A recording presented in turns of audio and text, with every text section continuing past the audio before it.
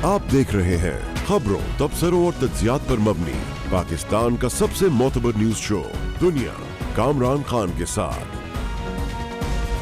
अस्सलाम वालेकुम, मैं हूँ कामरान खान।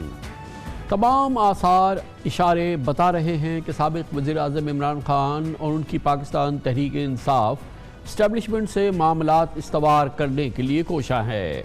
उसी के साथ अमरीका से ताल्लुकात की बहाली का सफ़र भी मुसलसल जारी है। 10 अप्रैल को तहरीक अदम एतमाद के नतीजे में हुकूमत छिन जाने के बाद से अपनी अवामी राब्ता मुहिम के दौरान इमरान खान इस्टेब्लिशमेंट और अमरीका दोनों को ही निशाना बनाते रहे। ताहम अब अमरीकी मुदाखलत से रजीम चेंज के इल्ज़ामात की शिद्दत में कमी आ चुकी है। इसी तरह तहरीक इंसाफ वाज़े तौर पर फ़ौज मुखालिफ बयानिए से अपने आप को दूर कर रही है। हालात बहुत बदल रहे हैं और काफ़ी बेहतर हो रहे हैं। पिछले हफ्ते इमरान खान के chief of staff Shahbaz Gill ने अचानक फ़ौज मुखालिफ नहायत मुतनाज़ा बयान देकर सबको हैरान किया था, लेकिन अब वाज़े हो रहा है कि शहबाज गिल का मुतनाज़ा बयान PTI पार्टी पॉलिसी के बिल्कुल बरखिलाफ था।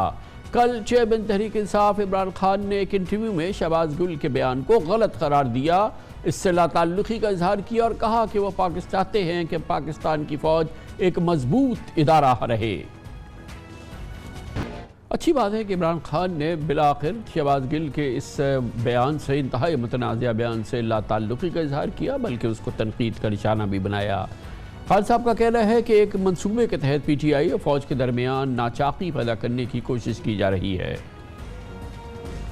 बहुत खौफनाक गेम चल रही है कि इमरान खान और फौज के बीच में, तहरीक इंसाफ और फौज के बीच में आपस में लड़ाई करवाई जाए। ये कैसे हो सकता है कि एक मुल्क की मैं फौज को कमजोर होने दूंगा?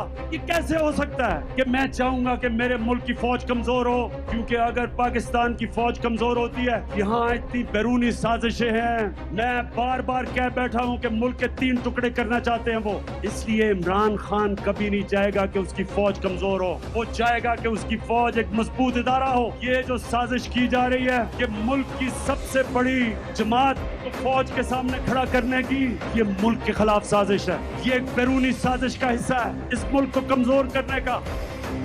इसी के साथ PTI को अंदाज़ा हो गया है, या इमरान खान साहब को अंदाज़ा हो गया है कि लॉन्ग टर्म में अमरीकी मुखालिफ बयानिया सूदमंद नहीं होगा। यौम आज़ादी की तकरीर में इमरान खान ने कहा कि वो अमेरिका से दोस्ती के हरगिज़ मुखालिफ नहीं, अलबत्ता ग़ुलामी के ख़िलाफ़ है। और मुख्तलिफ मीडिया इंटरव्यूज़ में भी वो बार बार कह रहे हैं कि वो अमेरिका से कभी ताल्लुक़ात ख़राब नहीं करना चाहेंगे। ये भी दिलचस्प बात है कि PTI के KP हुकूमत के मंसूबों के लिए भरपूर अमरीकी माली इमदाद जारी है। और इस सिलसिले में हमने देखा हालिया हफ्तों में अमरीकी सफ़ीर डोनाल्ड ब्लूम की बाकायदा मुलाकात हुई KP के वज़ीर आला महमूद खान के साथ। और दूसरी जानिब अमरीकी इदारा USAID सूबे में मुख्तलिफ शोबों में $1427 मिलियन यानी 300 अरब रुपए से ज़ायद खर्च कर रहा है। अमरीकी इमदाद से सूबे KP में इंफ्रास्ट्रक्चर, तालीम, सेहत, तवानाई, गवर्नेंस, इक़्तिसादी तरक्की और सकाफ़त से मुताल्लिक़ मंसूबों पर बड़ी इमदाद खर्च हो रही है। लाखों डॉलर खर्च किए जा रहे हैं। अमरीकी हुकूमत $130 बिलियन की लागत से गोमल डैम मुकम्मल कर चुकी है। USAID 2022 से 23 के दौरान KP को सालाना तरक्याती प्रोग्राम में 19 अरब 81 करोड़ रुपए की ग्रांट के साथ सबसे बड़ा डोनर है। जी हाँ, ये कर्जा नहीं है बल्कि ये डोनेशन है और ये ग्रांट है। तकरीबन 2 हफ्ते कबल 4 अगस्त को पेशावर में वज़ीर आला KP महमूद खान और मैंने जैसे आपको बताया अमरीकी सफ़ीर डोनाल्ड ब्लूम की मुलाकात भी हुई थी, जिसमें अमरीकी सफ़ीर ने KP हुकूमत को 36 गाड़ियों का तोहफ़ा भी दिया था। इस मौके पर CM हाउस पेशावर में इमरान खान और डोनाल्ड ब्लूम के दरमियान 25 मिनट तवील वीडियो कॉल भी हुई थी। KP हुकूमत की अमरीकी हुकूमत के साथ रवाबित, ताल्लुकात और वहाँ पर तरक्याती मंसूबों में अमरीकी हुकूमत, USAID की दिलचस्पी और उसकी तमाम मालूमात हम लेंगे। पेशावर जाएंगे, जहाँ पे हमारे साथ मौजूद है मुमताज़ सीनियर सहाफ़ी जनाब अरशद अज़ीज़ मलिक, एडिटर हैं जंग के पेशावर में। बहुत बहुत शुक्रिया अरशद अज़ीज़ मलिक साहब। ये बताइएगा कि सबसे बड़ा पार्टनर KP हुकूमत की बैनुल-अक़वामी हवाले से अगर CPEC के मंसूबों को निकाल दे तो अमरीका है, और उसमें बहुत बड़ा हिस्सा जो है वो ग्रांट है, मतलब वो कर्ज़ा नहीं है। और अमरीकी हुकूमत जो है वो जो भी बयानिया रहा इमरान खान का और फिर उस हवाले से, मगर अमरीकी हुकूमत और KP हुकूमत के ताल्लुकात ہمیشہ بہت مضبوط رہے۔ جی بہت شکریہ کامران صاحب۔ بدقسمتی رہی ہے پاکستان کے اندر کہ تمام سیاسی جماعتوں نے مذہبی کارڈ کو اور اینٹی امریکن کارڈ کو استعمال کیا صرف اپنی پاپولیرٹی کو بڑھانے کے لیے۔ یہی صورتحال ہم نے تحریک انصاف کے دور میں بھی دیکھی، اور آج عمران خان جو ہیں وہ مذہبی کارڈ کو اور اینٹی امریکن کارڈ کو استعمال کر رہے ہیں۔ اب ہم دیکھتے ہیں کہ ہمارے صوبے میں سب سے زیادہ جو یہاں پہ گرانٹ مل رہی ہے وہ یو ایس ایڈ فراہم کر رہا ہے۔ 21 منصوبوں پر تقریباً 1 ارب 42 کروڑ اور 70 لاکھ ڈالر خرچ ہو رہے ہیں۔ اتنی بڑی رقم جو ہے، اس میں صرف 3 ایسے منصوبے ہیں جو کہ ANP کے دور میں شروع ہوئے تھے، جبکہ 18 منصوبے جو ہیں وہ تحریک انصاف کے دور میں شروع ہوئے ہیں، ان کی پچھلی حکومت میں اور موجودہ حکومت میں۔ اب یہاں پہ صوبے کے اندر تقریباً 13 ادارے ہیں جو گرانٹ دے رہے ہیں اور 4 ادارے ہیں جو کہ قرض دے رہے ہیں۔ اب اس میں آپ دیکھیں اگر 70 ارب کے قریب جو ہمیں گرانٹ مل رہی ہے مختلف اداروں سے، اس پہ یو ایس ایڈ جو ہے وہ سب سے آگے ہے۔ اس سال میں موجودہ سال کی بات کر رہا ہوں، جو مالی سال چل رہا ہے، اس کے حوالے سے جو ٹوٹل ہمارے پاس یہاں پہ گرانٹ اور قرضہ ہے وہ 763 ارب کا ہے، جس میں سے 74 ارب کی گرانٹ ہے، 690 ارب کا جو ہے وہ قرضہ ہے۔ اب جو 74 ارب کی گرانٹ ہے جو کہ ہمیں مل رہی ہے ایک امداد کی صورت میں، اس میں بھی موجودہ جو سال ہے اس کے اندر بھی یو ایس ایڈ کا زیادہ حصہ یو ایس ایڈ کا ہے، جو کہ 19 ارب اور 70 کروڑ کے قریب ہے۔ تو اس کا مطلب یہ ہوا کہ پچھلے 10-12 سال میں جو منصوبے شروع ہوئے ہیں اس میں بھی یو ایس ایڈ جو ہے وہ ٹاپ ڈونر ہے، اور اس موجودہ سال کے اندر بھی یو ایس ایڈ جو ہے امریکی جو عوام ہے ان کے ٹیکسوں کی رقم جو ہے خیبر پختونخوا میں مختلف منصوبوں پر لگا رہا ہے۔ تو یہ بتائیے گا کہ آپ کی کوئی بات ہوئی، ایک جانب تو یہ امریکی منصوبے چل رہے ہیں جس کی خواہاں ہے کے پی کی حکومت، اور ہونا بھی چاہیے کیونکہ بہرحال یہ کے پی کے عوام کی اور وہاں کے پورے صوبے کی ترقی کے تمام معاملات ہیں، اور یہ سارے سوشل معاملات ہیں، صحت کے ہیں، تعلیم کے ہیں، اور تمام ہیومن ڈیولپمنٹ کے یہ سارے پلانز ہیں۔ تو آپ ان کی حکومت کے لوگوں سے بات کرتے ہیں کہ یار یہ کیا ہے، یہ خان صاحب اتنا امریکی حکومت کو اتنا لتاڑتے رہتے ہیں اور یہ کیا کرتے ہیں، اور آپ لوگوں کے یہ ماشاءاللہ اتنے اچھے تعلقات چل رہے ہیں اور یہ اتنی بڑی مدد آپ کی جاری ہے، تو وہ کیا ان کے جذبات ہوتے ہیں؟ جی کامران صاحب، پشاور میں جو دورہ تھا وہ فواد چودھری صاحب کے تھرو ہوا تھا، اور ایمبیسڈر صاحب نے فواد چودھری سے کہا، فواد چودھری نے صوبائی حکومت سے رابطہ کیا، اور پھر یہاں پہ ان کی جو وزٹ تھا اس کا بندوبست ہوا۔ پھر اس کے اندر آدھا گھنٹہ جو ہے ان کی علیحدہ سے ملاقات ہوئی۔ تو جب میں نے وزیر اعلیٰ سے بات کی کہ بھئی آپ کی جو ملاقات ہوئی ہے اس میں کیا بات چیت ہوئی، تو میں نے کہا آدھے گھنٹے میں تو کوئی حال حوال نہیں پوچھتا، اور 1-on-1 ملاقات تھی۔ تو انہوں نے بتایا کہ جی ہمیں خوشی ہے کہ وہ U S add Khyber Pakhtunkhwa میں جو ہے وہ بہت زیادہ کام کر رہا ہے، ہمارے ساتھ مل کے کام کر رہا ہے، ہیلتھ کا شعبہ ہو، تعلیم کا ہو، زراعت کا ہو، تقریباً ہر شعبے میں ان کی طرف سے امداد آ رہی ہے۔ تو میں نے کہا کہ جب اینٹی امریکن آپ لوگوں نے ایک نیریٹو بلڈ کیا ہوا ہے اور یہاں پہ آپ امداد لے رہے ہیں تو یہ تو بڑا ایک عجیب سے تضاد سا ہے اس میں۔ تو انہوں نے کہا کہ نہیں، یہ چونکہ وہ ہماری مدد کر رہے ہیں تو ہم چاہتے ہیں ان کے ساتھ ہمارے اچھے تعلقات ہوں، لیکن ہم برابری کی سطح پر تعلقات چاہتے ہیں۔ تو میں نے کہا برابری تو تب ہوتی ہے کہ کوئی بزنس ہو رہا ہو، یہ تو ہمیں امداد دے رہے ہیں وہ۔ تو بہرحال یہ تھا کہ وزیر اعلیٰ نے بڑا ایک پازیٹیو جسچر دیا، انہوں نے نہ صرف ایمبیسڈر سے ملاقات کی، اور لیکن یہ جو 1-on-1 ملاقات تھی یہ وزیر اعلیٰ صاحب کی خواہش تھی، جبکہ وزٹ جو تھا وہ امریکی سفیر کی خواہش پہ ہوا۔ تو بہرحال انہوں نے یہ معاملہ اٹھایا، اس کے درمیان چلیں یہ تو اچھا ہو گیا۔ بہت شکریہ ارشد عزیز ملک صاحب، سینئر صحافی پشاور سے، ریزیڈنٹ ایڈیٹر ہیں، جنگ کے پشاور میں ہمارے ساتھ موجود تھے۔ کمرشل بریک، اس کے بعد ذکر کریں گے ملک میں نجکاری ہو، اور یہ جو پاکستان کا قومی خزانہ چوسنے والی قومی کارپوریشن ہیں ان سے حکومت کا چھٹکارا حاصل ہو۔ اس سلسلے میں اب ایک بڑا عمدہ مضبوط قانون بن گیا ہے، اور اسے پارلیمنٹ سے بھی منظوری ہو گئی ہے، اور موجودہ حکومت کو یہ کریڈٹ جائے گا کہ اس نے قانون بنا لیا ہے کہ کوئی غیر ملکی حکومت اگر ان منصوبوں میں سرمایہ کاری کرے گی یا وہ ان کو اس کی نجکاری میں حصہ لے گی تو اس کو لیا جائے گا، اور اس کے لیے یہ بہت ایک ضروری کام ہے جو کہ ہو گیا ہے۔ اس کی بات کرتے ہیں چھوٹے سے وقفے کے بعد۔ پاکستان میں غیر ملکی سرمایہ کاری اور خاص طور پہ غیر ملکی حکومتوں کی ملک میں براہ راست سرمایہ کاری کے لیے پہلی بار ایک بہت ہی مضبوط قانون بنایا گیا ہے۔ اس حوالے سے گزشتہ روز قومی اسمبلی نے انٹر گورنمنٹل کمرشل ٹرانزیکشن بل کی منظوری دی۔ اب یہ بل سینٹ سے منظوری کے بعد صدر پاکستان کو بھیجا جائے گا۔ قانون سازی مکمل ہونے پر بین الحکومتی تجارتی معاہدے عمل میں لائے جا سکیں گے اور غیر ملکی حکومتی خریداروں کو مکمل تحفظ فراہم ہوگا۔ مجوزہ قانون کے تحت ہونے والے معاہدے کسی بھی عدالت میں بھی چیلنج نہیں ہو سکیں گے۔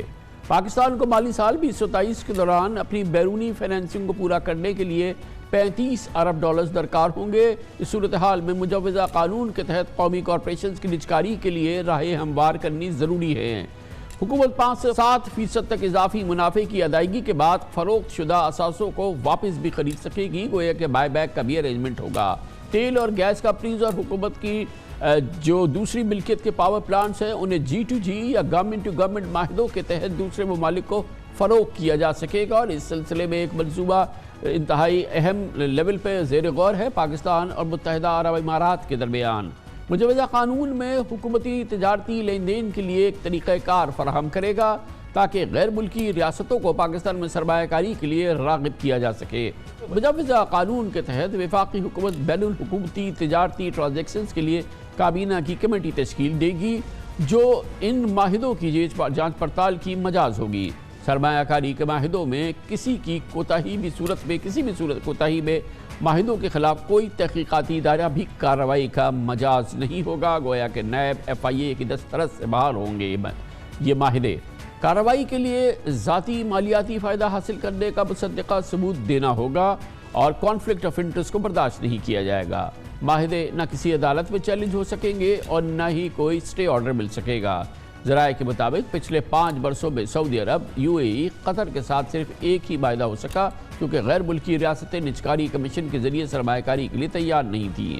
ماضی میں چیف جسٹس افتخار محمد چودھری کے دور میں کار کے رینٹل پاور ریکوڈیک کے معاہدوں میں ہماری عدالتوں نے اسے کالعدم قرار دیا تھا، اور پھر پاکستان اسٹیل میں جو نجکاری کا منصوبہ تھا اس کو بھی کالعدم قرار دیا گیا تھا، اور جس سے بے پناہ نقصان ہوا پاکستان کی معیشت کو، اور پاکستان کی ساکھ بھی بری طرح سے متاثر ہوئی، اور بین الاقوامی عدالتوں نے پاکستان کے خلاف فیصلے دیے۔ یہ نئی ڈیولپمنٹ، اس پہ ہم نے بات کرنے کے لیے دعوت دی ہے۔ جناب اصفر احسن صاحب ہمارے ساتھ موجود ہیں، وہ آپ سے کچھ عرصے پہلے تک چیئرمین تھے بورڈ آف انویسٹمنٹ کے۔ اصفر احسن صاحب بہت شکریہ، یہ بتائیے گا کہ یہ آپ نے خود ابھی اس پورے موضوع کے ساتھ اب جڑے ہوئے تھے، اب یہ ایک قانون سازی ہو گئی ہے، اور کتنی معاون ثابت ہوگی اور کتنی اس کی شدید ضرورت تھی پاکستان میں غیر ملکی سرمایہ کاری اور خاص طور پہ غیر ملکی حکومتی سرمایہ کاری کے لیے؟ کامران بھائی، آپ کا بہت شکریہ مجھے یہاں پہ انوائٹ کرنے کا۔ میں یہ سمجھتا ہوں کہ اگر ہم اس کو بہت لیٹر آف اسپرٹ کے ساتھ امپلیمنٹ کریں اور ایک گورننس ماڈل اس کا ہم مینٹین کر سکیں تو یہ پاکستان میں FDI کے لیے بہت مفید ثابت ہوگا۔ بیکاز ہوتا نارملی یہ ہے کہ جب G2G کی ہم بات کرتے ہیں تو اس میں سال، 1.5 سال، 2 سال لگ جاتا ہے، پھر انویسٹر بھاگ جاتا ہے۔ انویسٹر بہت آتے ہیں پاکستان، مسلسل آتے ہیں۔ میں نے اپنے پورے ٹینیور میں دیکھا کہ انویسٹمنٹس کا مسئلہ نہیں ہے، مسئلہ جو ہمارے یہاں پہ سسٹم میں جو بیریئرز ہیں، جو بہت سارے لاز ہیں، پیپرا رولز کی وجہ سے بہت سارے مسئلے ہیں، اور پھر یہ اس قسم کے مسئلے ہوتے ہیں جب آپ عدالت میں چلے جاتے ہیں، جو انٹرنیشنل اس میں جاتی ہیں چیزیں، تو وہاں سے جو انویسٹر کا کانفیڈنس ہے وہ ختم ہو جاتا ہے، اور ہم جو ڈیلز فائنل کرنے جاتے ہیں اس میں بھی ہمیں بہت زیادہ رکاوٹیں پیش آتی ہیں۔ تو جب میں بورڈ آف انویسٹمنٹ میں تھا تو ہم نے فار ایگزامپل سعودی گورنمنٹ کے ساتھ ایک بات کی، اور وہ ہم نے G2B کی بات کی، کیونکہ G2B بنسبت G2G آسان ہوتا ہے، اور اس پہ میں نے پرائم منسٹر کو بھی کانفیڈنس میں لیا، اور اس قسم کی بہت ساری چیزیں ہم کرنے جا رہے تھے، اور یہی چیز جو ہے وہ آگے بھی جو بھی مطلب انویسٹمنٹ کا پورٹ فولیو دیکھے گا اس کو یہی مشکلات آئیں گی۔ تو میری نظر میں یہ ایک اچھا فیصلہ ہے، اس پہ صرف گورننس کو قائم۔ یہ بتائیے گا کہ یہ اس میں اس نظام میں جو بھی ترتیب دیا گیا، قانون تو بنا دیا گیا کہ تحفظ ہو اس سرمایہ کار کا، لیکن اصفر صاحب یہ بتائیے گا کہ پاکستان کے بیسٹ انٹرسٹ کیسے سرو ہوں گے، کہ جو بھی ہم معاہدہ کر رہے ہیں اس میں پاکستان کے بیسٹ انٹرسٹ ہیں اور سپریم انٹرسٹ جو ہیں وہ پاکستان کے سرو ہو رہے ہیں، اور کسی صورت سے بھی پاکستان جو ہے وہ ہر صورت میں نفع کا سودا کر رہا ہے، نقصان کا سودا نہیں کر رہا ہے۔ یہ کیسے پروٹیکٹ کیا جاتا ہے اور کیا جا سکے گا؟ دیکھیں، جیسے میں نے آپ سے کہا نا کہ اس پہ گورننس کا سسٹم آپ کو ڈیولپ کرنا چاہیے جس کے تھرو آپ اس کو امپلیمنٹ کریں، تو آٹومیٹکلی آپ کے جو مفادات ہیں، جو آپ کے بینیفٹس ہیں، اس کی پروٹیکشن ہوگی، نمبر 1۔ نمبر 2، اگر ہم دیکھیں تو اسٹیل بل کا آپ کیس یاد کریں یعنی آپ بہت اچھے اس پہ نکل گئے تھے, آپ نے بلینز اینڈ بلینز جو ہے اس کو نقصان کیا. پی آئی اے کے مسئلے ہیں جو پرائیویٹائزیشن نہیں ہو پاتی بہت ساری چیزوں کی, جو نیو یارک میں ان کی پراپرٹی ہے, اسی طرح سے پی ٹی سی ایل کے بہت سارے ایشوز ہیں, ان کی بہت ساری پراپرٹیز ہیں جس پہ وہ باہر سے انویسٹمنٹ لانا چاہتے ہیں, اس پہ بہت سارے ڈیولپرز ہیں جن کا انٹرسٹ ہے.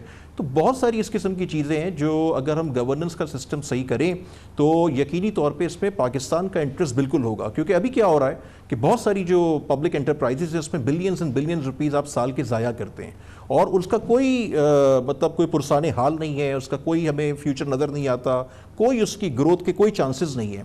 تو اگر اس میں پاکستان گورنمنٹ کو اگر ایک شیئر ہولڈنگ کے تھرو ایک پراپر گورننس سسٹم کے تحت, پراپر ایک میکینزم کے تحت ہم اس چیز کو امپلیمنٹ کرتے ہیں, فائنل کرتے ہیں میرٹ پہ, تو یقینی طور پہ حکومت پاکستان کو, اسٹیٹ آف پاکستان کو اس کا فائدہ ہے.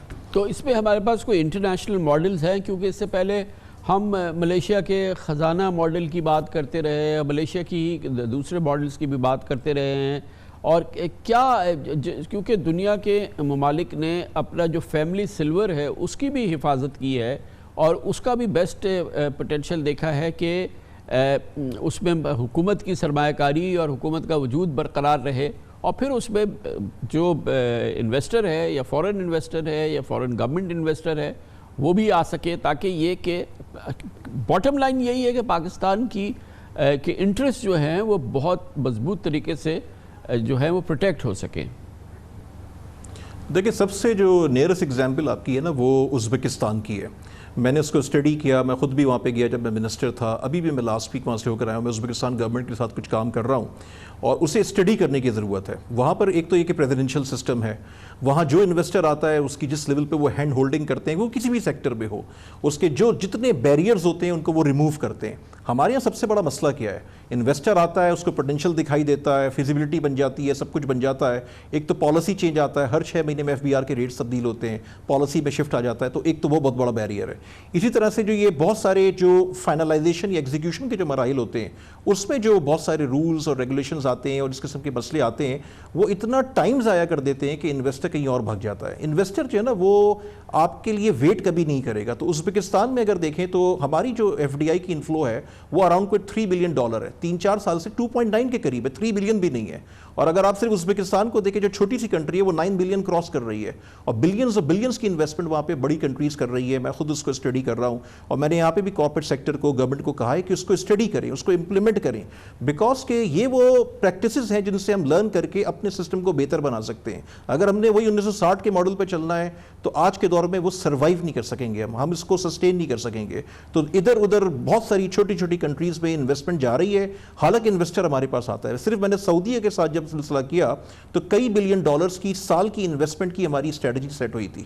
جو تاشقند میں میری لاسٹ میٹنگ ہوئی تھی, اس سے پہلے ہم نے 18 میٹنگ سعودی گورنمنٹ کے ساتھ کی, اور اس پہ پرائم منسٹر کا, یہ گورنمنٹ کا بہت زیادہ انٹرسٹ تھا.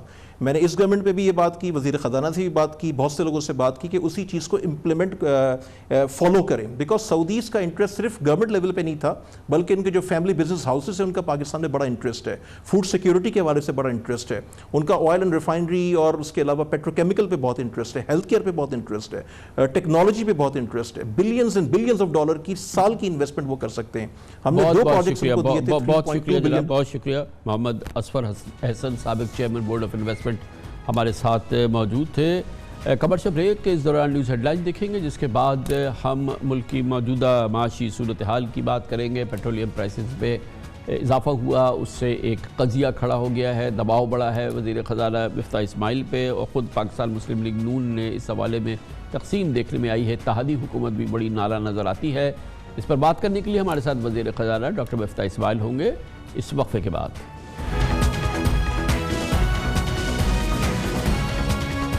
کل عین اس وقت جب عالمی منڈی میں پیٹرولیم مصنوعات کی قیمتوں میں گراوٹ کا عمل جاری تھا, حکومت نے پاکستان میں پیٹرول $7 مہنگا کر کے $233.91 فی لیٹر کر دیا. یقیناً عوام کے لیے یہ خبر بالکل ناقابل برداشت ہے, اور پیٹرول مہنگا کرنا موجودہ اتحادی حکومت کی اگر مجبوری تھی یا شہباز حکومت کی مجبوری تھی, یا ماہرین اس کو مانتے بھی ہیں, لیکن بہرحال سیاسی طور پر یہ بالکل ناپسندیدہ فیصلہ تھا. یہی وجہ ہے کہ اس فیصلے کے آتی ہی اس اتحادی حکومت میں, جس میں 13 جماعتیں شامل ہیں, ایک ہنگامے کسی کیفیت نے جنم لیا۔ اس کا پیٹرول کی اس خبر آتی ہی اس کا سارا ملبہ گرا وزیر خزانہ ڈاکٹر مفتاح اسماعیل پر۔ کل جیسے ہی پیٹرول مہنگا ہونے کا اعلان ہوا، اس کے لمحوں کے اندر مریم نواز نے ٹویٹ پہ کہا کہ میاں صاحب نے اس فیصلے کی سخت مخالفت کی ہے اور یہاں تک کہہ دیا ہے کہ میں مزید ایک پیسے کا بوجھ عوام پر نہیں ڈال سکتا۔ اگر حکومت کی کوئی مجبوری ہے تو میں اس فیصلے میں شامل نہیں ہوں گا۔ مریم نواز نے کہا کہ نواز شریف یہ کہہ کر نواز شریف صاحب میٹنگ سے چلے گئے۔ اچھی بات ہے کہ اس ٹویٹ میں گزشتہ ایک دو ٹویٹس کی طرح مریم نواز نے یا نواز شریف صاحب نے حکومت کو براہ راست کہا نہیں کہ پیٹرول میں اس اضافے کو واپس لے لیا جائے، اور اس غصے کے اظہار کو کافی سمجھا گیا۔ مریم نواز اور نواز شریف اس معاملے پر ہاتھ جھاڑ کر صرف اکیلے علیحدہ نہیں ہوئے، اتحادی حکومت کے دوسرے قائدین نے بھی اس عمل کو دہرایا۔ مہنگائی کے حوالے سے نون لیگ بظاہر دو مختلف بیانیے لے کر چل رہی ہے۔ وزیر اعظم شہباز شریف سے مشکل فیصلے کرانے کے لیے وزیر خزانہ مفتاح اسماعیل کے ساتھ وہ کھڑے نظر آتے ہیں، جبکہ نواز شریف اور مریم نواز عوامی مقبولیت کے لیے کبھی دکانداروں پر معمولی فکس ٹیکس بھی معاف کروا دیتے ہیں اور کبھی پیٹرول مہنگا ہونے پر اپنی ہی حکومت سے ناراضگی کا اظہار کرتے ہیں۔ گویا نون لیگ کے کھانے کے دانت اور دکھانے کے کچھ اور ہیں۔ پیٹرول مہنگا ہونے پر ایک اور ٹویٹ میں مریم بی بی نے نون لیگی حکومت کی فیصلہ سازی میں نواز اور شہباز تضادات کا تاثر لینے کی کوشش کی۔ انہوں نے کہا کہ میں عوام کے ساتھ کھڑی ہوں اور اس فیصلے کی تائید نہیں کر سکتی۔ مزے کی بات تو یہ بھی ہے کہ مخلوط حکومت کی اتحادی پیپلز پارٹی اور ایم کیو ایم نے بھی پیٹرول مہنگا ہونے پر اظہار تشویش کے بیانات جاری کیے۔ اچھا کیا کہ چند ستری بیانات پہ اکتفا کیا۔ رسمی بیان تھا جو ایم کیو ایم کی جانب سے بھی آیا اور جناب آصف زرداری کی جانب سے بھی۔ اچھا ہے، ورنہ بلا وجہ کی ایک ہنگامہ آرائی ہوتی اور پھر اس کے اثرات معیشت کے لیے موجودہ نازک صورتحال میں شاید مناسب نہیں ہوتے۔ غور طلب بات یہ بھی ہے کہ پچھلے ماہ جب عالمی منڈی میں خام تیل $123 فی بیرل تھا، اس وقت پاکستان میں پیٹرول $248 فی لیٹر تھا۔ اب انٹرنیشنل مارکیٹ میں کروڈ $95 فی بیرل بھی پہنچ گیا ہے اور ایک ماہ میں روپے کی قدر میں بھی 11% استحکام آ چکا ہے، لیکن پھر بھی ہم پاکستانی $234 فی لیٹر پیٹرول خریدنے پہ مجبور ہیں۔ مسلم لیگ نون کی نائب صدر مریم نواز نے عوام سے جلسے میں وعدہ کیا تھا کہ عالمی منڈی میں تیل کی قیمت $1 بھی کم ہوئی تو وزیر اعظم شہباز شریف عوام کو فوراً فائدہ منتقل کریں گے۔ شہباز شریف صاحب نے یہ وعدہ کیا ہے کہ اگر بین الاقوامی مارکیٹس میں $1 بھی آئل کی ڈیزل کی پرائس نیچے گئی تو شہباز شریف کہتے ہیں کہ میں اسی دن اپنے عوام کو ریلیف دوں گا انشاءاللہ تعالی۔ اور ظاہر ہے کہ یہ بھی ناممکن تھا، یہ بھی سیاسی بیان تھا، لیکن اس پوری صورتحال میں ہم سب پاکستانیوں کے لیے اطمینان کی بات ہے کہ جو بھی مشکل فیصلے ہوئے ہیں، جو انتہائی ناپسندیدہ فیصلے ہوئے ہیں، پاکستان کی معیشت اس صورتحال سے بہتر کیفیت میں آ چکی ہے جو اب سے چند ہفتوں پہلے والی صورتحال تھی، جو کہ انتہائی دگرگوں صورتحال تھی۔ اس کے مقابلے میں پاکستان کی معیشت دھیرے دھیرے ٹریک پر آ رہی ہے۔ دیکھیں نا، روپے کی قدر میں 10% بہتری آ چکی ہے، اسٹاک مارکیٹ میں 10 سے زیادہ فیصد کی بہتری آ چکی ہے۔ پورے ماحول کے اندر ایک بہتری کے عوامل ہیں۔ عوام کی تو یقیناً چیخیں نکل گئی ہیں، اب اس کے بہت سارے عوامل ہیں، لیکن بہرحال یہ صورتحال اپنی جگہ ہے اور ناپسندیدہ صورتحال ہے جس کی بڑی قیمت ادا کر رہی ہے پاکستان مسلم لیگ نون اور اس کے اتحادی۔ بہرحال فیصلہ حکومت میں آنے کا بھی مسلم لیگ نون کا ہی تھا، اب اس کی قیمت تو دینی پڑے گی اور جو کہ بہت مہنگی قیمت ہے، ادا کرنی پڑی ہے۔ اور اچھی بات یہ ہے کہ فی الحال اس حوالے سے پی ٹی آئی کا اور عمران خان کا دباؤ موجودہ حکومت پہ نہیں ہے۔ اس پوری آج کی صورتحال پہ بات کرتے ہیں اور اس کے لیے ہم نے دعوت دی ہے۔ آج بڑے دباؤ میں تھے وزیر خزانہ ڈاکٹر مفتاح اسماعیل ہمارے ساتھ ہیں۔ بہت بہت شکریہ مفتاح اسماعیل صاحب، بڑا مشکل دن تھا، ایک مشکل فیصلہ کل رات کو کیا، مگر یہ بتائیے نا، جیسے کہ ہم نے کہا کہ ہماری اتنی ایکسچینج ریٹ بہتر ہو گیا ہے، انٹرنیشنل مارکیٹ کی پرائس کم ہو گئی ہے، اس وقت آپ لوگوں نے اچھی خاصی یہ پرائس ڈاؤن کر دی، تو یہ کیوں اس کے اثرات جو ہیں ہمارے عوام تک نہیں پہنچ رہے؟ ایک عام پاکستانی کو پڑھے لکھے کے پاکستانی کی بات ہے، جب ایکسچینج ریٹ بھی ہمارا 10-12% بہتر ہو گیا ہے، انٹرنیشنل مارکیٹ بھی 25-26% بہتر ہو گئی ہے، تو اس کے فائدہ کیوں نہیں عوام کو ہو رہا؟ کامران بھائی بہت شکریہ آپ کا، اور بالکل صحیح سوال ہے آپ کا، اور یہی سوال جو ہے وہ میرے خیال سے پورے پاکستان کے زیر لب ہے۔ میں اس کو ایک تھوڑا سا آسان کوشش کر کے سمجھاتا ہوں۔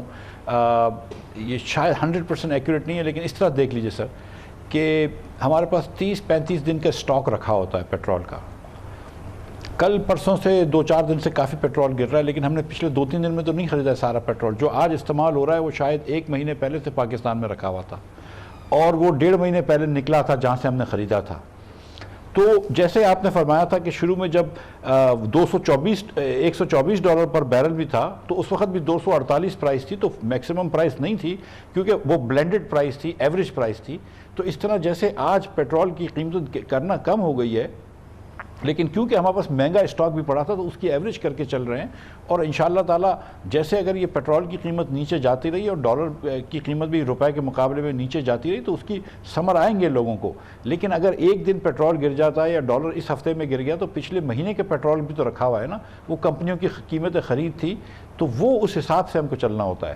تو پروفیسر صاحب اس میں اصل بات یہ ہے کہ یہ بھی کہتے ہیں ماہرین کہ ہم نے ضرورت سے زیادہ سٹور کیا، ہم نے ضرورت سے زیادہ اس کا اپنے آپ کو یہ خریداری کری، اور جو پاکستان میں معمول کی خریداری ہوتی ہے، جو سٹوریج ہوتا ہے پیٹرولیم پروڈکٹس کا 10 سے 11 دن 12 دن 15 دن، ہم نے 1.5 مہینے 2 مہینے پینک کی کیفیت میں اور یہ مس مینجمنٹ پہ آئی، ہم نے ضرورت سے کہیں زیادہ جو ہے ذخیرہ کر لیا. یہ بات اس میں کافی حد تک سچائی ہے. یہ بات درست ہے کہ جہاں پہ 10-12 دن کا پیٹرول یا ڈیزل ہوتا ہے، پیٹرول تھوڑا سا زیادہ ہوتا ہے، وہاں پہ 45 دن کا ڈیزل اور 30 دن کی موٹر اسپرٹ یا موٹر گیسولین پڑا ہوا تھا. لیکن اس کی ایک وجہ یہ تھی کامران بھائی کہ جب ہم اپریل مئی کے مہینے میں 70 روپے کی سبسڈی سے دے رہے تھے تو it was a one way bet. جو اتنے بھی ہمارے ڈیلرز تھے ان سب کو پتہ تھی کہ کسی نہ کسی دن پیٹرول ڈیزل مہنگا کرنا ضروری ہے، تو وہ 1.5 کروڑ روپے کا ڈیزل سٹور کرتے تھے، ان کے سامنے 70 لاکھ روپے کا نفع نظر آتا تھا. تو اس مہینے میں اپریل کے مہینے میں بہت زیادہ ڈیمانڈ ہو گئی. 20% اپریل 2021 کے سامنے کی ڈیمانڈ تھی. اس ڈیمانڈ کو کیٹر کرنے کے لیے کیونکہ وہ فل کرنا ہوتا ہے وہ زیادہ پیٹرول آیا، لیکن جیسے ہی پیٹرول کی قیمتیں بڑھنا شروع ہوئی مئی سے تو پھر اس کی ڈیمانڈ اچانک گر گئی. تو پھر آپ نے تو اپریل کے لیولز پہ انوینٹری رکھی ہوئی تھی اور مئی کے اندر پھر آپ کی سیلز کم ہو گئی، تو وہ انوینٹری آہستہ آہستہ کیری فارورڈ کم کر رہے ہیں کیونکہ کچھ فارورڈ کانٹریکٹس بھی ہوتے ہیں، لیکن میرے خیال سے اب تقریباً برابر ہو چکے ہیں. تو یہ فرمائیے گا کہ لاسٹ ٹائم جو ابھی پرائم منسٹر نے یہ پرائسز گھٹائی تھی پیٹرول ڈیزل کی پنجاب کے ضمنی الیکشن سے پہلے، اس وقت بعض ماہرین یہ کہتے تھے کہ کیا ضرورت ہے لوگوں کو، اب تھوڑے سے لوگ چل رہے ہیں اور شور اپ کریں اور یہ ریزروز کو بچائیں اور اپنے جو ہے وہ خزانے کو تھوڑا سا سپورٹ کریں اور اس کو چلنے دیں. کیا اس قسم کی کوئی سپورٹ ملے گی یا یہ صرف بریک ایون کرنے کے معاملات ہیں جو اب آپ نے قیمت بڑھا دی اس وقت جبکہ پوری دنیا میں قیمتیں کم ہو رہی ہیں، ایکسچینج ریٹ کم ہو رہا ہے، تو کیا وہ خزانے کو سپورٹ ملے گی اس سے؟ کامران بھائی میں اس کو کلیئر کر لوں کہ 1 جولائی کو ہم نے 10 روپے ڈیزل پیٹرول پہ 10 روپے اور ڈیزل پہ 5 روپے لیوی لگائی تھی. 1 اگست کو پھر 10 کو 20 کر دیا اور 5 کو 10 کر دیا، تو پھر مزید 10 روپے پیٹرول پہ لیوی لگا دی، 5 روپے ڈیزل پہ لگائی ہے. یہ ہمارا ایک IMF کے ایگریمنٹ کے تحت ہوا ہے جس کے اندر ہم ڈیزل کے اوپر جو شوکت ترین صاحب نے آپ کو یاد ہے کہ ایگریمنٹ کیا تھا کہ 5 روپے 4 روپے ہر مہینے پہ لیوی لگائیں گے، تو وہ ہم نے اس وقت تو نہیں لگائی تھی لیکن ہم نے کہا تھا کہ چلو 1 جولائی کے بعد 5 روپے کریں گے. ہم وہ ایک اسکیجول پہ چل رہے ہیں، ہم اس اسکیجول پہ جائیں گے، اس کو کم بھی نہیں کریں گے، اس کو زیادہ بھی نہیں کریں گے. کل جو پرائس بڑھی ہے رات کو، آج میں ایکچولی رات کو جو بڑی ہے پرائس، اس کے اندر نہ 1 روپیہ اس میں نہ کوئی اضافی ٹیکس لگا ہے، نہ 1 روپیہ اس میں کوئی اضافی لیوی لگی ہے. جو پرائس اوگرا نے ڈٹرمن کی ہے ایوریج کاسٹ آف پیٹرول ان پاکستان، وہ ہم نے پاس آن کر دی. اسی طرح آپ کی بات درست ہے کہ 15 جولائی کو بھی کم کیا تھا 18 روپے پیٹرول کی پرائس، لیکن اس کے بعد 1 جولائی کو بھی 1 اگست کو بھی 3 روپے کم کیا تھا جب ڈالر بڑھ رہا تھا، روپیہ ٹوٹ رہا تھا ڈالر کے سامنے، لیکن 3 روپے کم تھا کیونکہ ایوریج پرائس پیچھے سے چلی آ رہی تھی. سو یہ سیریسلی ایک میکینزم ہے جس کو ہم پاس آن کرتے ہیں. یہ بتائیے گا کہ PSO کا بہت برا حال ہے، ظاہر ہے کہ ہماری کی کمپنی ہے، بالکل بہت ہی کلیدی ستون ہے ہماری انرجی کی سپلائی چین کا، تو اس میں کیا صورتحال ہے؟ اس کی فائنینشیل صورتحال اتنی زیادہ خراب تھی کہ آپ کو ایمرجنسی ECC کرنی پڑی, 30 بلین کے ہم نے ان کو سپورٹ دی ہے, اب اس کے لیے جو ہے وہ ہم سب کو ٹیکسز کچھ نہ کچھ کسی نہ کسی صورت میں دینے پڑیں گے. اس سپورٹ کے بعد اور اس پوری صورتحال کے بعد اور یہ جو اب یہ پرائسز جو اچھال پچھال ہو رہا ہے اس میں, اس کمپنی کا کیا حال ہے ابھی؟ کامران بھائی 600 ارب روپے کا ان کا اکاؤنٹ ریسیویبل ہو گیا ہے PSO کا, جس میں سے بہت زیادہ پیسے تو میرے خیال سے SNGPL کو دینے ہیں ان کو, جس نے پچھلے 2 سردیوں میں 200 ارب روپے کا نقصان کیا ہے, کیونکہ ہم نے LNG جو تھی وہ ڈومیسٹک پرائسز پہ $2 میں بیچ دی تھی جو ہم کو $1520 میں آتی تھی. تو SNGPL نے نقصان کیا, وہ PSO کو پیسے نہیں دے سکتی, PSO کے پاس 600 ارب کا نقصان ہے. تو 30 ارب روپے ہم نے ایمرجنسی میں پچھلے ویک دیے, 20 کے دن, اور کل یا گزشتہ پرسوں بلکہ پرسوں ہم نے اپروو کیا. آج ہم نے گارنٹی 50 بلین کی ایک اور گارنٹی دی ہے, بینک گارنٹی دی ہے, جس سے اس کو وہ مل سکے, بینک سے قرض مل سکے, وہ بھی حکومت کی مطلب کمفرٹ لیٹر پہ ملا ہے. تو PSO کو ہم کو کافی وہ کرنا پڑ رہا ہے. ایک ہم نے پلان کیا ہے کچھ دنوں پہلے, PSO کا نہیں لیکن ENP کمپنی کا, ایکسپلوریشن کمپنیز کا, کہ جس کے اندر ہم کوشش کر کے انشاءاللہ تعالیٰ ان کا سرکولر ڈیٹ جو ہے وہ کم کریں گے. وہ پیٹرولیم نے مجھے وہ دی ہے پریزنٹیشن اس پہ, جو مجھے سمجھ آئی ہے کہ یہ ڈویبل ہے چیز. تو انشاءاللہ تعالیٰ پہلے ایڈریس کریں گے OGDC, PPL اور ان کمپنیز کو, اور اس کے بعد پھر PSO, SNGPL اور SSGC کو بھی دیکھیں گے. لیکن یہ بات بہت ضروری ہے کہ ان تمام کمپنیوں کو جو ہے وہ ہیلدی کرنا ہے اور اسی سال میں کرنا ہے.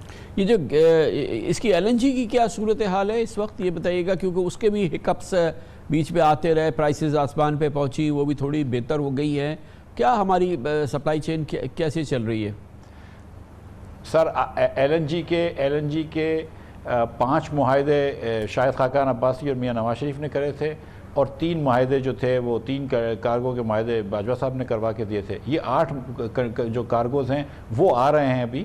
اس کے علاوہ کوئی LNG نہیں مل رہی. حکومت نے جب 4 ونڈوز پہ بڈ کرائی تھی تو صرف ایک ونڈو پہ بڈ کی تھی قطر گیس نے, اس نے بھی $40 کی گیس دی تھی جو ہم نے انکار کر دیا. اس کے بعد ہم نے 10 ونڈوز کی آکشن کروائی, کسی نے بڈ نہیں کری. اس وقت پوری دنیا میں کوئی مالیکیول نہیں ہے, اور اب آپ جب جرمنی سے اور فرانس سے کمپیٹ کر رہے ہیں تو جتنی گیس ہوتی ہے وہ لے لیتے ہیں. تو اس وقت LNG کی صورتحال بڑی ٹائٹ ہے, LNG کی سیریس شارٹیج ہے پاکستان. یہ بتائیے کہ یہ جو ہم نے جو ٹیکس آپ نے لگایا تھا ریٹیل سیکٹر پہ, اس کو ختم کر دیا ہے, ریووک کر دیا ہے مریم بی بی کی ٹویٹ کے بعد, اور پھر ایک گیپ ہو گیا ہے کوئی 92 بلین کا. اور یہ خبریں ہیں کہ ظاہر ہے کہ ایک جس کو ہم کہتے ہیں اپنی میڈیا کی زبان میں ایک منی بجٹ کی ضرورت ہے, اور منی بجٹ تیار ہو رہا ہے.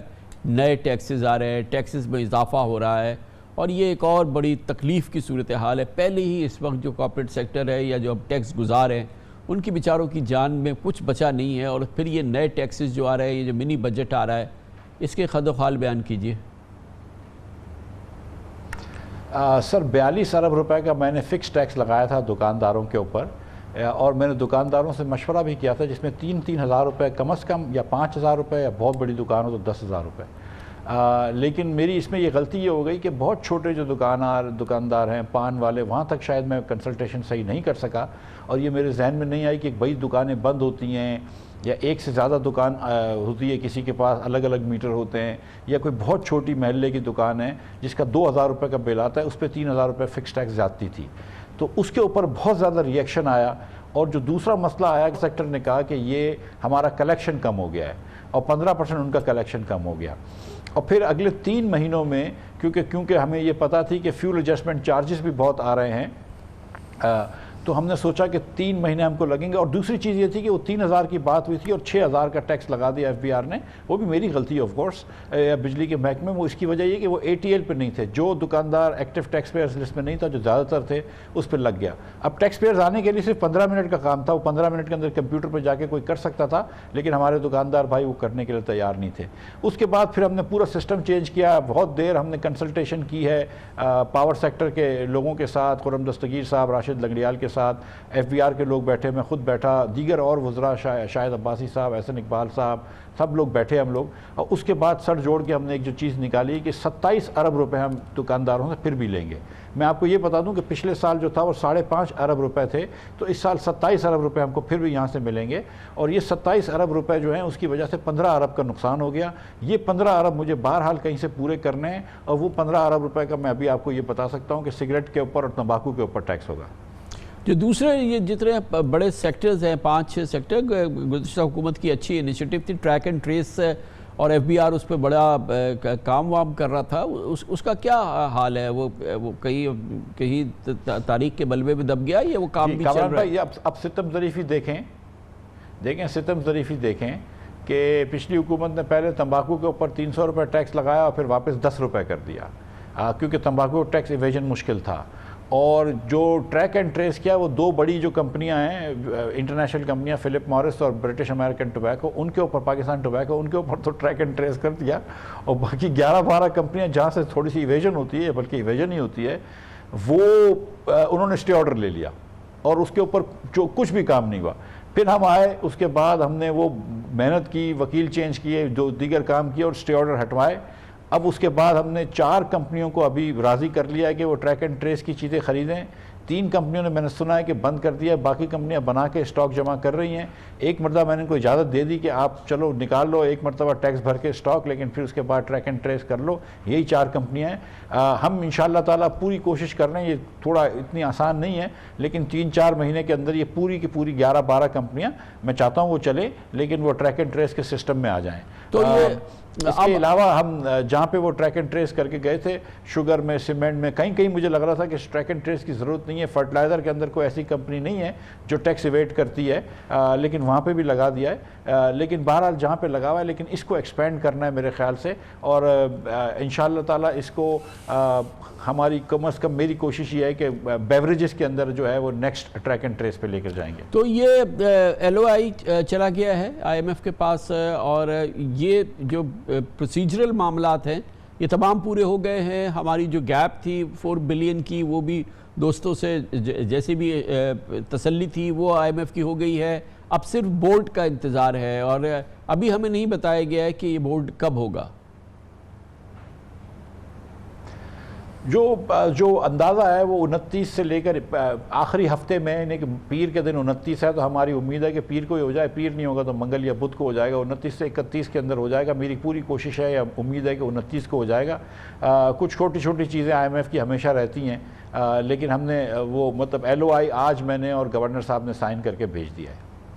اور اب ہمیں کچھ نہیں بھیجنا ہے اور کچھ کرنا نہیں ہے. اب ہم نے جو چیزیں کرنی تھی وہ کر دی ہیں. مطلب عوام کو اب اس حوالے سے کسی مزید خبر کی ضرورت نہیں ملے گی, یعنی کہ مزید ان پہ کوئی دباؤ نہیں آئے گا.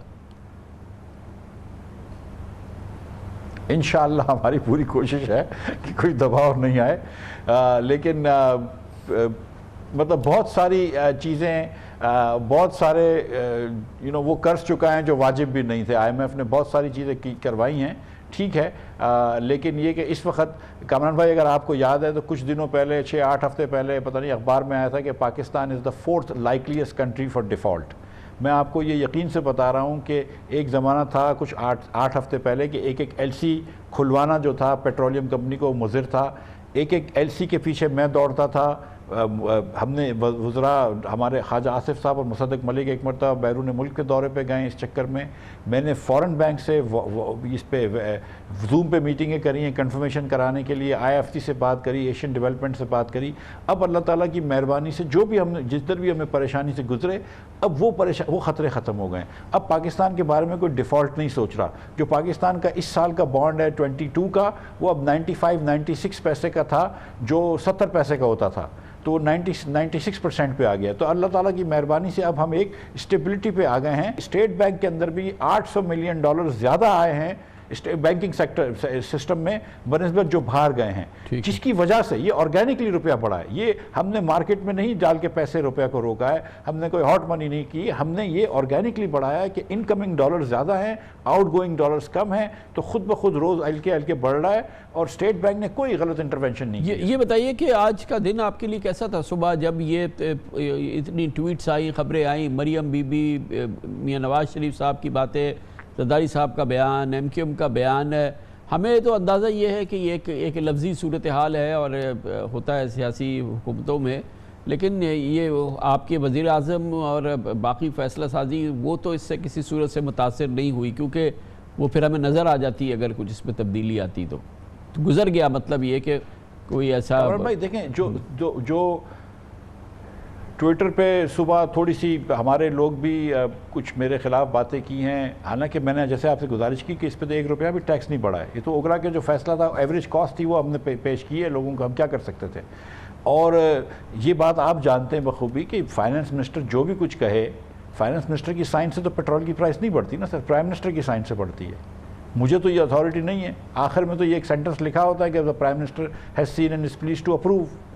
تو میں نے تو جو اوگرا کی سمری آئی تھی، جو پیٹرولیم نے مجھے بھیجی تھی، میں نے پرائم منسٹر کو بھیج دی. میں تو اس میں 1 روپیہ لیوی بھی نہیں لگائی، 1 روپیہ وہ بھی نہیں لگائی. لیکن میں بالکل سمجھتا ہوں کہ یہ فیصلہ صحیح تھا، یہ فیصلہ پاکستان کے حق میں تھا، اور میں کھڑا ہوا ہوں اس کے لیے، اس کے پیچھے بالکل.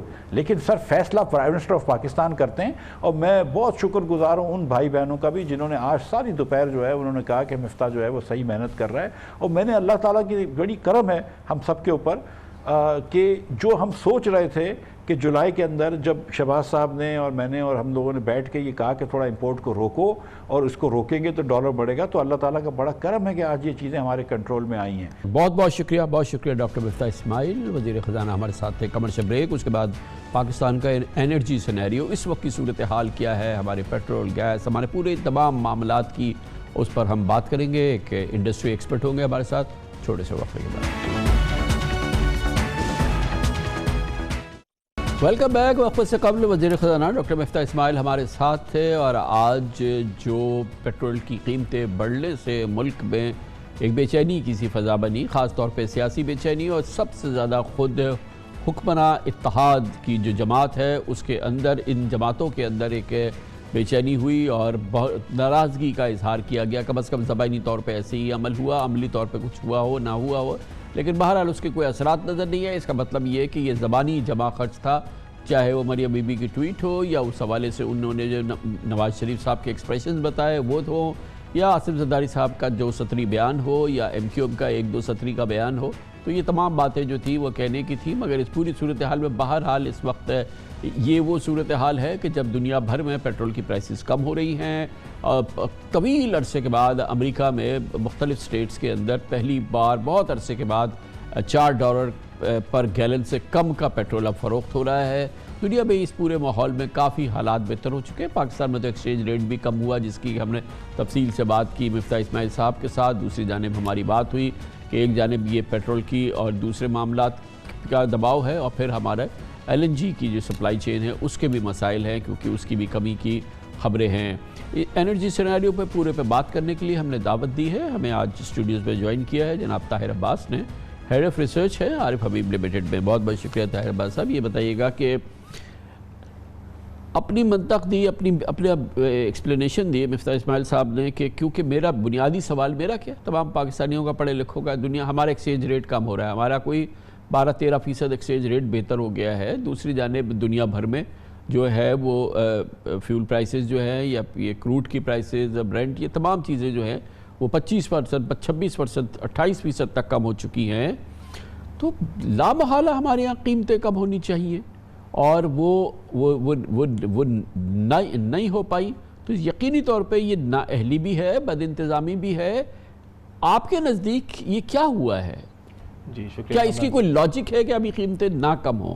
جی دیکھیں کامران صاحب، اس میں جو سب سے میں سمپل وے میں جو ہے وہ ایکسپلین اس کو کرتا ہوں کہ ہمارے ملک میں جو پیٹرول اور ڈیزل کی پرائس ڈٹرمن ہوتی ہے وہ پلیٹس کی انٹرنیشنل پرائسز ہوتی ہیں, پیٹرول کی بھی اور ڈیزل کی بھی, 15 دن کی یہ ایوریج لی جاتی ہے, اور اس پہ جو لاسٹ ورکنگ ڈے ہوتا ہے, لیٹ سے اگر میں کل کی بات کروں تو جو 14 تاریخ کا یا 15 تاریخ کا جو ایکسچینج ریٹ ہے وہ اپلائی ہوتا ہے, اور اس سے اس ڈالر پرائس کو کنورٹ کیا جاتا ہے روپی پرائز میں. اس سے پہلی فورٹ نائٹلی میں کیا ہوا کہ 1 اگست کو جو پرائسز تھیں اس وقت اگر ہم دیکھیں تو ہمارا کرنسی ڈیپریسیشن کی وجہ سے جو ڈالر ریٹ تھا وہ تقریباً 239 روپیز کے قریب چلا گیا تھا. تو وہاں سے جب اس کو اپلائی کیا گیا تو وہ ظاہر سی بات ہے پرائسز بڑھ رہی تھیں, تو حکومت نے اس وقت یہ کیا کہ رادر دین کے آخری دن کا ایکسچینج ریٹ لیا جاتا, حکومت نے ایوریج ایکسچینج ریٹ لے لیا. تو وہ 200 جو اسٹینڈرڈ فارمولا ہے اس کو صرف نظر کیا اور اس دن کے لیے انہوں نے کہیں بیچ کا لے لیا. بالکل, تو وہ 240 کے بجائے ایکسچینج ریٹ 225 آیا, جو کہ ایوریج تھا پچھلے 15 دن کا. تو obviously اس ایکسچینج ریٹ کی وجہ سے انہوں نے پچھلی دفعہ فورٹ نائٹلی میں 3 روپے کا ریلیف دے دیا اور پرائسز پاس آن کر دی, پیٹرول کم ہو گیا پچھلی فورٹ نائٹلی کی بات کروں. بٹ اس سے ہوا یہ کہ ایکسچینج لاس جو ہوتا ہے وہ جو ہے وہ کھڑا ہو گیا, کیونکہ وہ آپ کی جو امپورٹ تھی وہ تو اوپر کی پرائس پہ تھی. اب اس دفعہ یہ ہوا کہ چونکہ اب آپ 15 تاریخ کی کلوزنگ دیکھیں تو یہ 215 کے لیول کی تھی, لیکن چونکہ وہ لاس وہاں پہ ایکسچینج لاس کھڑا ہوا تھا تو وہ اوبیسلی پاس آن جو ہے وہ کرنا تھا, تو اس ایکسچینج لاس کو اس فورٹ نائٹلی میں کمپنسیٹ کیا گیا, اور اس دفعہ بھی ایوریج ایکسچینج ریٹ لے کے 227 کا ریٹ لیا گیا, اور اس وجہ سے پیٹرول 215 نہیں لیا گیا, 215 نہیں لیا گیا اور وہ 227 لیا گیا. جب 227 لیا گیا تو آپ کی پرائسز جو ہے وہ بڑھ گئی ایکسپینی, اور اس وجہ سے اس دفعہ پرائسز جو ہے وہ ہماری, جبکہ اس دفعہ کا اس فورٹ نائٹ کا جو مین ریٹ ہے وہ تو کافی کم ہے. جی بالکل, 200 ایوریج اوپر ہی آئے گا, لیکن کلوزنگ ریٹ 215 آئے گا, لیکن اگر آپ اس کو ایوریج کر دیں گے تو وہ 226. ایوریج کیوں شروع کے دنوں میں وہ زیادہ تھا اس لیے؟ جی بالکل, کیونکہ شروع میں زیادہ تھا, اور اس کے بعد اگر آپ پچھلے 10 دن میں دیکھیں تو یہ گھٹا ہے. 4 سے 5 اگست تک یہ ریٹ جو ہے وہ زیادہ تھا, پھر یہ آہستہ آہستہ جو ہے وہ نیچے آنا شروع ہوا ہے. تو وہ اس وجہ سے جو ایوریج یوز ہوا اس کی وجہ سے جو اس کا امپیکٹ تھا وہ پاس آن جب کیا گیا تو پیٹرول پرائسز جو ہے وہ انکریز ہو گئے. تو اب یہ جو 2 فورٹ نائٹ جس میں کہ اس قسم کی ایبریشن ہوئی ہے اور یہ تمام چیزیں ہوئی ہیں, اور اگر یہ ٹرینڈ جاری رہا اور یہ تمام چیزیں جاری رہی اور یہ ایکسچینج ریٹ, تو اب بالآخر اگلی فورٹ نائٹ پہ تو پھر اس کا جو ہوگا وہ عمل ہوگا. تو اگلے فورٹ نائٹ کے بعد end of that Fortnite جب یہ پرائسز آئیں گی فیول پرائسز, تو اس میں خاطر خواہ کمی آنی چاہیے نا. جی بالکل, دیکھیں اب اگر میں کرنٹ پرائسز کے حساب سے دیکھوں تو بالکل اس میں جو ہے وہ کمی آنی چاہیے, لیکن اگین ایک مسئلہ یہ ہے کہ ہمیں اگلے مہینے کے سٹارٹ میں 10 روپے پی ڈی ایل بھی بڑھانا ہے. تو پھر ہوگا یہ کہ ہم اگر 10 روپے کا روم کریٹ کر بھی لیں گے, 215 یا جو بھی ایکسچینج ریٹ ہوتا ہے وہ لے لیں گے, اور آئل پرائسز بھی کم ہوں, لیکن ہمیں 10 روپے تو پی ڈی ایل بڑھانا ہے. تو وہ 10 روپے کا امپیکٹ تو آپ سمجھیں کہ پی ڈی ایل کی مد میں جو 20 روپے پر لیٹر ابھی ہے وہ اگلے مہینے ہمیں 1 تاریخ کو جو ہے وہ 30 روپے کرنا ہوگا. تو وہ وہاں پہ جو ہے وہ 10 روپے کا امپیکٹ تو وہ چلا جائے گا, اور اس کے بعد اگر کوئی فردر گنجائش ہوتی ہے آئل پرائسز کی یا ایکسچینج ریٹ کی تو وہ پھر پبلک تک پاس ہوگا. کیونکہ پی ڈی ایل تو ہم نے آئی ایم ایف سے طے کر لیا ہے, تو یہ ہم نے تو دینا ہے, اور یہ جب اگلی بار آپ یہ کہہ رہے ہیں کہ جو ہمیں فائدہ ہونا تھا وہ حکومت اس میں ایڈجسٹ کر لے گی اور وہ 10 روپے بڑھائے گی نہیں, ورنہ تو 10 روپے پر لیٹر بڑھ جاتا. جی بالکل, اگلے دفعہ یہی ہوگا کہ جو ہمیں یہ 7 سے 8 روپے کا انکریز ہے, اور اگر تھوڑی اور ایکسچینج ریٹ جو ہے وہ نیچے آ جاتا ہے یا پیٹرول انٹرنیشنل پرائسز نیچے آ جاتی ہیں تو وہ 10 روپے کا امپیکٹ تو یہ ہوگا کہ پی ڈی ایل میں چلا جائے گا. ہاں اس سے زیادہ اگر کوئی ریڈکشن ہوتی ہے انٹرنیشنل آئل پرائسز میں تو وہ پھر جو ہے وہ پبلک. یہ بتائیے ایل این جی کی سپلائی چین کی کیا پوزیشن ہے؟ ابھی ہماری بات ہو رہی تھی مفتاح صاحب سے, وہ کہتے ہیں کہ ہمیں ظاہر ہے کہ ایک شارٹ فال ہے اور سگنیفیکنٹ شارٹ فال ہے, کیونکہ اسپاٹ پہ اویلیبل نہیں ہے اور ہم نے کوشش کی اور نہیں مل پا رہے, تو اس کے کیا اثرات ہوں گے؟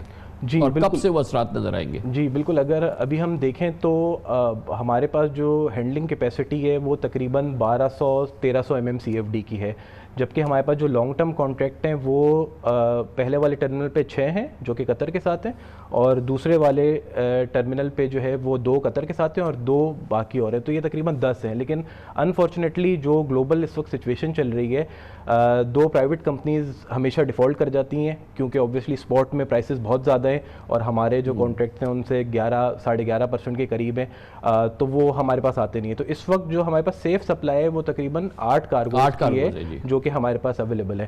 اوبویسلی اس میں جو ہے وہ ہمیں جو ہے وہ لانگ ٹرم قطر کے ساتھ جو ہے وہ کچھ اس طرح ڈسکشن کر کے جو کمی آئے گی اس کے اثرات کہاں آئیں گے؟ پرائسز پہ کمی نہیں، جو شارٹ فال آئے گی، جہاں 8 کارگوز تو ہماری ضرورت کے لیے پورے نہیں ہیں نا. جی 8 کارگوز بالکل ضرور پورے نہیں ہیں، کیونکہ ہمارے پاس 4 LNG کے پاور پلانٹ ہیں جس کی ہر پاور پلانٹ کی ریکوائرمنٹ تقریباً 200 MMCFD کی ہے. تو اگر ہم ان LNG کے پاور پلانٹس کو فل فلیج رن کریں تو یہ 800 MMCFD جو 8 کارگوز آتے ہیں یہ تو وہیں چلے جائیں گے، اور باقی اس کے علاوہ اوبویسلی ہم نے انڈسٹری کو بھی جو ہے وہ گیس دینی ہوتی ہے، تو اس میں بھی تقریباً 600 سے 700 MMCFD جو ہے وہ ریکوائرڈ ہوتی ہے. تو بالکل یہ اب گورنمنٹ کو یہ دیکھنا چاہیے کہ جو پاور مکس ہے اس کو اس طریقے سے پرائیورٹائز کیا جائے کہ جو انڈیجنس ریسورسز ہیں ہماری، جیسے ہائیڈل ہو گیا، نیوکلیئر ہو گیا، رینیویبل ہو گیا، لوکل کول کے پاور پلانٹس ہو گئے، ان پہ انحصار زیادہ سے زیادہ کیا جائے، اور آگے آنے والے سالوں میں بھی اسٹریٹجی ایسی بنائی جائے کہ ہماری جو انرجی سیکیورٹی ہے اس پہ ہم کام کرتے ہوئے زیادہ سے زیادہ اپنی انرجی کی ضروریات کو انڈیجنس ریسورسز سے فلفل کریں، رادر دین کہ ہم امپورٹڈ فیول پہ جو ہے وہ ریلائز کریں. Thank you so much. Tahir Abbas ہمارے ساتھ ہیں، head of research Arif Habib limited. Commercial break, اس کے بعد خبریں مستحکم سے مستحکم ہوتی چلی جا رہی ہیں. نواز شریف صاحب واپس آ رہے ہیں اور اب شاید آئندہ چند ہفتوں میں سپٹمبر کے مہینے میں وہ واپس آ جائیں گے. پاکستان مسلم لیگ نون کے سینئر رہنما میاں جاوید لطیف ان سے تفصیلی صلاح مشورہ کر کے ملک لوٹے ہیں. ہمارے ساتھ ہوں گے چھوٹے سے وقفے کے بعد. کیونکہ نواز شریف صاحب کی واپسی ابھی اس کا تعین، تاریخ کا تعین نہیں ہوا ہے، اس کا باقاعدہ انہوں نے اعلان نہیں کیا ہے، اس کا باقاعدہ انہوں نے اس سلسلے میں باقاعدہ کوئی پراپر طریقے سے کوئی اعلان نہیں کیا ہے.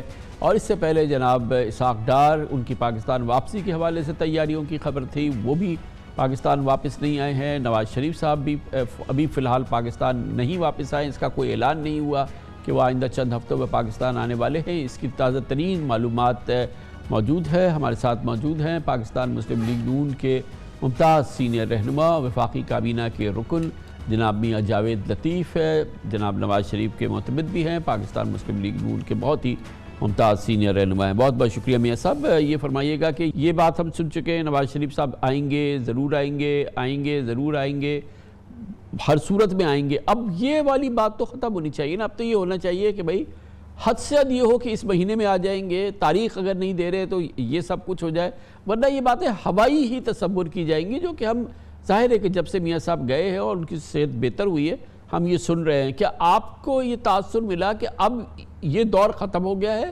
اب تاریخ کا اعلان ہوگا اور اب وہ آ جائیں گے آئندہ چند ہفتوں میں؟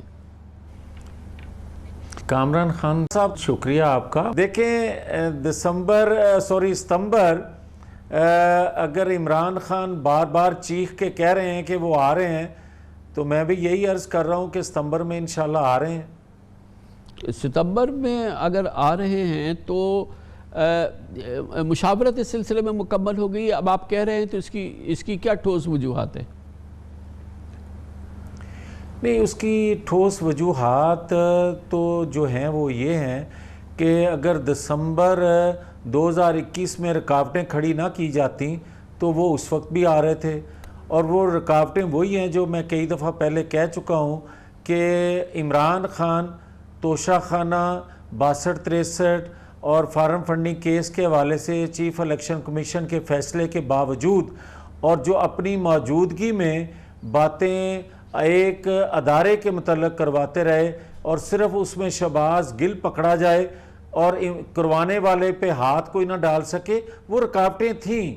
اور مگر اب ہم نے فیصلہ کر لیا ہے کہ رکاوٹیں نئی پیدا کی جائیں، کسی اور جانب سے آئیں، مگر پاکستانی قوم جو ہے وہ مزید جو کرب جس مصیبت سے گزر رہی ہے وہ سمجھتی ہے پاکستانی قوم، اور یہ مسلم لیگ نون کے لیے خالی نہیں ہے. کامران خان صاحب، یہ پوری پاکستانی قوم کی آواز ہے. اس میں کچھ طبقہ کہہ لیں کہ عمران کے ساتھ ہوگا یا ان کے موقف کے ساتھ ہوگا. آپ کے وزیر اعظم ہیں، آپ کی پوری قوت ہے. اب اس میں بھی اگر میاں صاحب نہیں آئیں گے تو پھر کب آئیں گے؟ بھائی اس سے زیادہ تو اچھے حالات نہیں ہوتے نا کہ شہباز شریف وزیر اعظم بن جائے پاکستان کا. اس سے زیادہ تو اچھے حالات نہیں ہو سکتے میاں صاحب کے لیے. میرا خیال ہے کہ اس وقت شہباز شریف وزیر اعظم نہیں تھے جو 2021 کی میں بات کر رہا ہوں دسمبر کی، تو عمران خان صاحب تو اس وقت بھی بطور وزیر اعظم چیخ رہے تھے کہ نواز شریف کو لایا جا رہا ہے، نواز شریف کو لایا جا رہا ہے. کس سے آگے نہیں آ رہا ہے. اب تو 22 آ چکا ہے اور اب 22 کا اگست اب 22 میں بھی ستمبر 22 میں وہ آ رہے ہیں. میاں صاحب دیکھیں اصل بات کیا ہے، میں آپ کو سناؤں. آپ جو فرما رہے ہوں، پھر جو لوگ سن رہے ہیں اس سے اندازہ بھی لگا رہے ہیں کہ یہ شاید کوئی ایسی باتیں ہوائی ہیں، ایسی کوئی بات نہیں ہے. میں نہیں کہہ رہا. یہ دیکھیں یہ احسن اقبال صاحب کیا کہہ رہے ہیں، میں آپ کو سناتا ہوں. وہ بڑے ذمہ دار ہیں پاکستان مسلم لیگ نون کے. نواز شریف صاحب الیکشن سے پہلے ضرور پاکستان آئیں گے، لیکن کیا وہ سپٹمبر میں آئیں گے یا اکتوبر میں آئیں گے، اس بارے میں بحیثیت پارٹی کے سیکرٹری جنرل تو ابھی میرے پاس بھی کوئی معلومات نہیں ہے. جاوید لطیف صاحب کے پاس کوئی ایکسکلوسیو معلومات ہوں تو میں کہہ نہیں سکتا، لیکن پارٹی کے سیکرٹری جنرل کی حیثیت میں ابھی مجھے نواز شریف صاحب کی طرف سے کوئی ایسی معلومات نہیں ملیں کہ وہ کب آئیں گے. وہ یقیناً واپس آئیں گے. اب کون آپ کی باتوں پہ یقین کرے گا میاں صاحب؟ نہیں، یہ جو بات ابھی آپ نے کلپ سنوایا ہے احسن اقبال کا، وہ بھی ٹھیک کہہ رہے ہیں کہ مرکزی سیکرٹری جنرل ہیں پارٹی کے. جب حتمی فیصلہ ہو جائے گا تو یقیناً ان کو بھی بتایا جائے گا کہ، اور یہ بھی بات درست ہے کہ ستمبر سے ایک ہفتہ ڈیڑھ آگے پیچھے ہو سکتا ہے. کوئی حتمی تاریخ ابھی طے نہیں ہوئی، مگر یہ طے ہے کہ ہم واپس انشاءاللہ نواز شریف کو لا رہے ہیں. ہاں اب یہ ہو گیا نا، یہ صحیح ہے کہ وہ لا رہے ہیں والی بات بڑی اچھی ہے. وہ سب سمجھ جائیں گے کہ کب لا رہے ہیں. تو یہ فرمائیے گا کہ کتنا اس سے نقصان ہو رہا ہے اگر وہ یہاں نہیں ہے. آپ کی جماعت کو کوئی نقصان ہو رہا ہے یا نہیں ہے؟ حکومت تو ہے آپ کی ماشاءاللہ. دیکھیں آپ یہ بات بڑی اچھی کہہ رہے ہیں کہ یہ نقصان آج تو ہو رہا ہے جماعت کو. 2017 میں جب نواز شریف کو نااہل کروایا گیا تھا، اس وقت سے آج تک نقصان پاکستان کا بھی ہو رہا ہے، عوام کا بھی ہو رہا ہے، جو بھگت رہی ہے پوری قوم. اور مزید وہ بھگتنے کی متحمل نہیں ہے، نہ ریاست ہے نہ قوم ہے. اس لیے ہم یہ فیصلہ کر چکے ہیں کہ یہ صرف مسلم لیگ کا مسئلہ نہیں ہے، یہ ریاست کا مسئلہ ہے، جس کے لیے ہم نے سیاست اپنی کی قربانی دی ریاست کو بچانے کے لیے.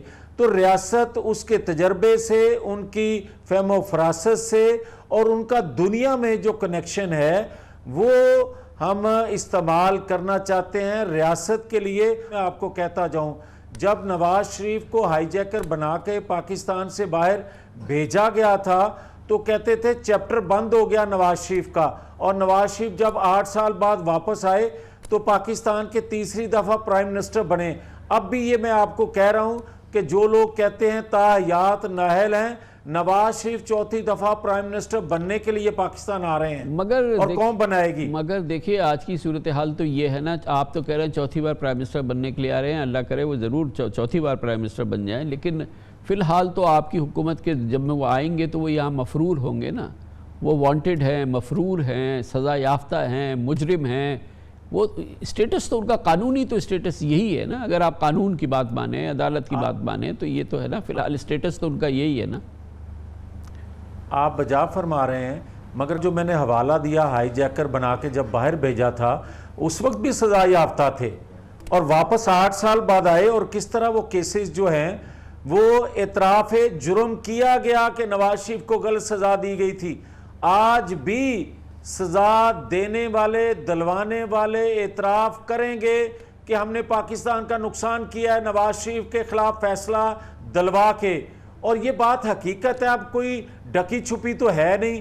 تو جب میاں صاحب آئیں گے تو عدالت اعلان کرے گی کہ ہم نے غلط فیصلہ دیا، ہم نے غلط ان کو وہ کیا، تو وہ جو قانون ہے وہ اپنا راستہ بالکل نہیں لے گا، بلکہ ایک اعلان ہوگا عدالت کی جانب سے جو کہ میاں صاحب کو معصوم ڈکلیئر کر دے گا. میں نے جو آپ کو عرض کیا، میں نے کیوں یہ بات کی، میں نے اس لیے بات کی کہ ابھی کہا جا رہا تھا چند دن پہلے کہ آپ کے پروگرام میں اور شاید اور بھی چینل پہ کہ ایک مقبول لیڈر کو سزا کیسے سنائی جائے گی عمران خان کے حوالے سے کہا جا رہا تھا. تو کیا نواز شریف بطور وزیر اعظم 2017 میں مقبول نہیں تھے اور کس طرح ان کو سزا سنائی گئی؟ اب بھی قانون راستہ لے گا. اور جو میں بات کہہ رہا ہوں، کیونکہ غلط فیصلے لیے گئے اور غلط فیصلے سنوائے گئے, دباؤ میں کیے گئے فیصلے. آج بھی عمران خان کیا اداروں کو دباؤ میں لا کر اپنی من پسند کے فیصلے لینے کی کوشش نہیں کر رہے؟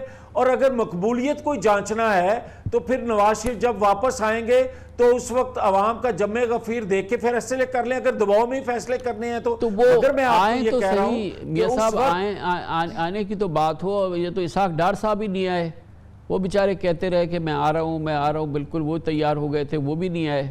میاں صاحب بھی نہیں آئے. پھر ایک طارق عزیز صاحب جملہ کہا کرتے تھے, دیکھتی آنکھوں سنتے کانوں.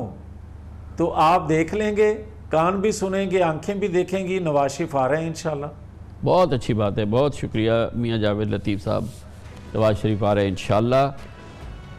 اس کے ساتھ ہی ہمارے آج کے پروگرام کا اختتام ہوتا ہے. کل آپ سے پھر ملاقات ہوگی انشاءاللہ. کل تک کے لیے کامران خان کو اجازت. اللہ حافظ. اللہ سے